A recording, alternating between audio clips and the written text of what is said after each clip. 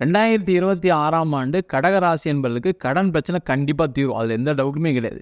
என்னன்னா இவங்க வரக்கூடிய மாற்றத்தை எடுத்துக்கணும். இப்போ உதாரணத்துக்கு வேலை உங்களுக்கு ஒரு ட்ரான்ஸ்ஃபர் கிடைக்குது வச்சுக்கோங்களேன், கடகராசியாக இருக்காங்க. அப்போ அந்த வேலை மாற்றம் எடுத்துக்கணுமா இல்லையா?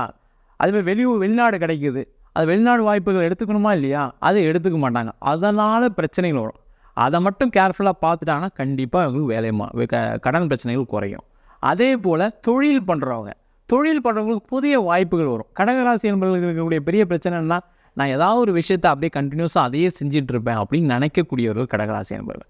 புதிய மாற்றங்களுக்கு உடனே அடாப்ட் ஆக மாட்டாங்க. அதுவும் முக்கியமாக 45 வயசு கடந்தவங்க என்ன பண்ணுவாங்கன்னா, புதுசாக ஏதாவது ஒரு கம்ப்யூட்டர் இப்போ நிறைய லேட்டஸ்ட் டெக்னாலஜிஸ் நிறைய இருக்குது, அதெல்லாம் யூஸ் பண்ண மாட்டேன், எனக்கு அதெல்லாம் தெரியாதுன்னு சில பேர் அவாய்ட் பண்ணுவாங்க. இப்போ நிறைய ஏஐ டூல்ஸ்லாம் வந்துச்சு, மார்க்கெட்டிங் நிறைய டிஜிட்டல் மார்க்கெட்டிங்லாம் வந்துச்சு. அதெல்லாம் செய்யாமல் இருக்கிறதுனால தான் தொழிலில் கடன் பிரச்சனை வந்துட்டு இருக்குன்றதை அவங்க உணராமல் இருக்காங்க. அதை மட்டும் தெரிஞ்சுக்கிட்டு புதுசாக என்னென்ன இருக்குது, என்னென்ன விஷயத்தில் நம்ம பிஸ்னஸ் டெவலப் பண்ண முடியும் யோசிச்சிட்டாங்க அப்படின்னா கண்டிப்பாக அவங்களுக்கு மிகப்பெரிய கடனை தீர்ப்பதற்கான ஒரு வாய்ப்பு உறுதியாக இந்த 2026ஆம் ஆண்டு கண்டிப்பாக இருக்குது.